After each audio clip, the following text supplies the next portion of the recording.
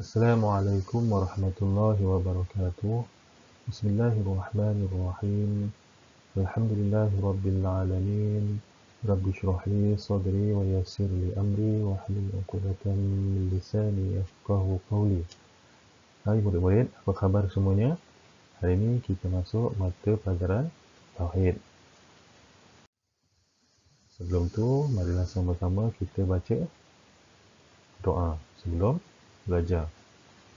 أعوذ بالله من الشيطان الرجيم بسم الله الرحمن الرحيم اللهم افتح علينا حكمتك وانشر علينا من خزائن رحمتك ربنا اشرح لنا صدورنا ويسر لنا أمورنا اللهم أخرجنا من ظلمات الوهم وأكرمنا بنور الفهم وافتح لنا بمعرفة العلم ونور قلوبنا وسهل لنا أبواب فضلك يا أرحم الراحمين آمين.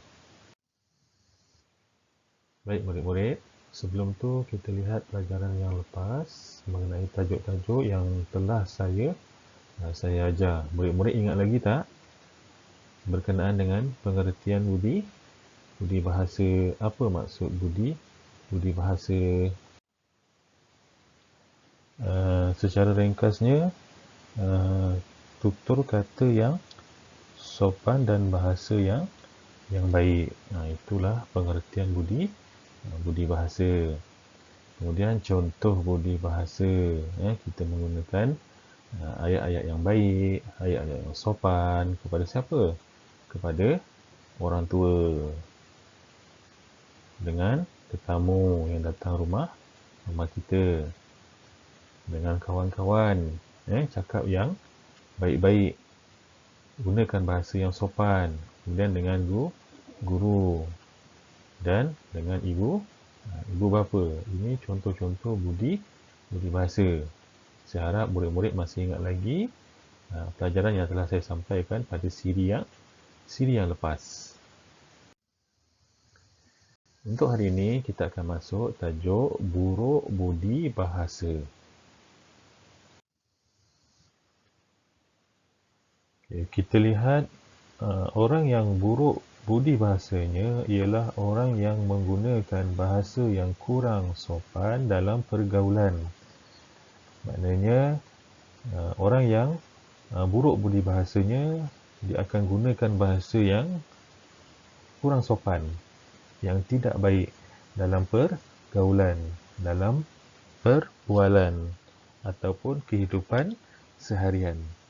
Antaranya yang pertama, bercakap dengan kasar dan tinggi suara. Maknanya gunakan bahasa yang kasar, yang kesat, yang tak sepatutnya diucapkan. Kemudian meninggikan suara. Contoh, meninggikan suara bila bercakap dengan ibu atau bapa kita. Meninggikan suara bila bercakap dengan guru. Meninggikan suara bila bercakap dengan orang yang lebih tua dengan kita. Inilah bahasa-bahasa yang tidak patut dan tidak boleh digunakan, kerana ia boleh menjadikan seseorang itu mempunyai akhlak-akhlak buruk budi bahasa. Yang kedua, tidak mahu memohon maaf bila melakukan kesalahan. Apa yang Nabi ajar kepada kita, sekiranya kita melakukan kesilapan, cepat-cepatlah kita memohon maaf. Sedangkan dalam Islam, bila kita buat kesalahan, kita perlu segera bertaubat kepada Allah.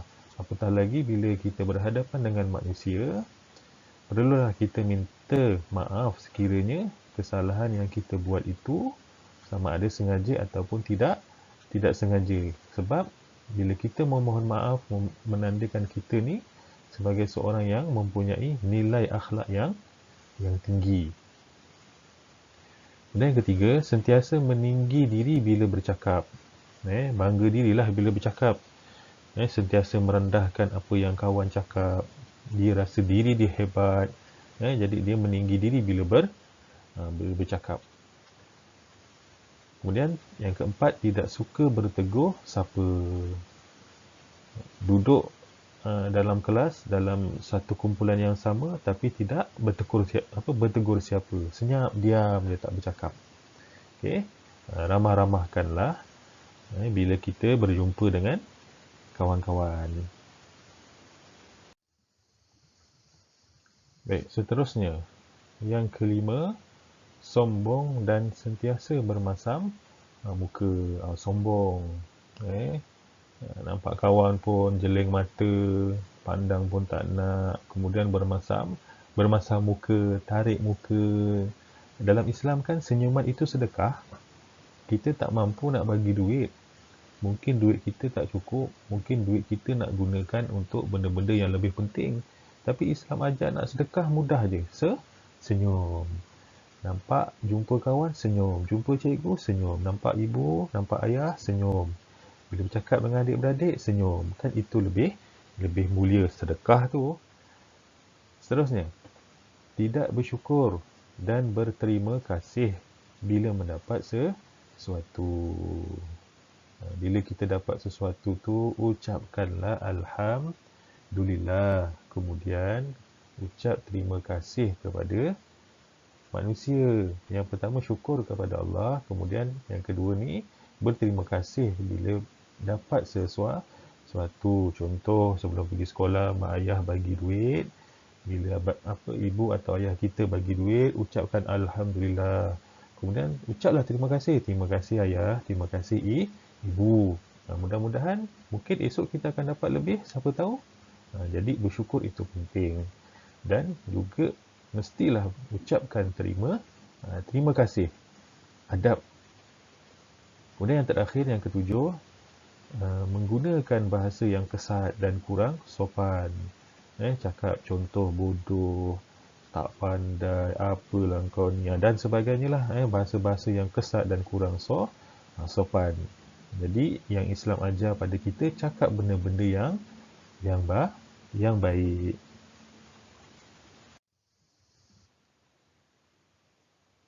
Oleh itu, kita hendaklah menjaga budi bahasa walau di mana sahaja kita berada.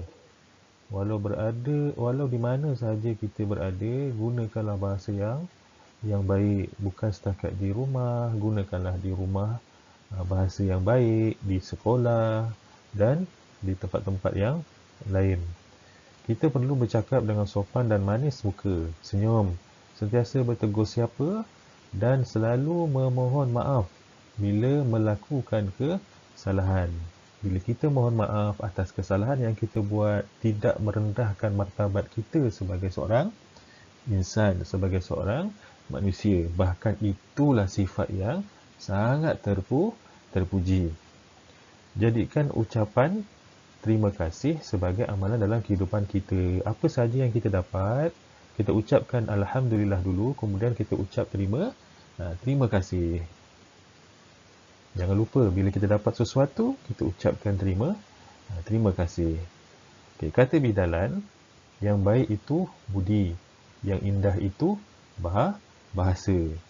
Biar muka tak cantik tapi bahasa kita indah.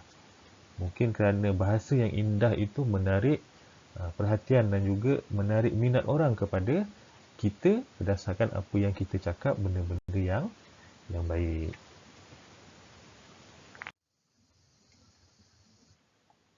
Untuk seterusnya, ada sedikit tugasan yang akan saya berikan kepada murid.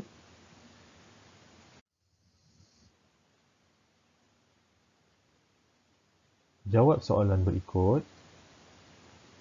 Tuliskan 3 contoh orang yang buruk budi bahasa. 3 contoh orang yang buruk budi bahasa. Seperti yang saya terangkan tadi, ada 7 contoh. Murid boleh pilih 3 daripada contoh yang ada. Buat 3 sahaja. Tulis 3 contoh orang yang buruk budi bahasa. Itu sahaja soalan pada hari ini. Untuk tugasan ni,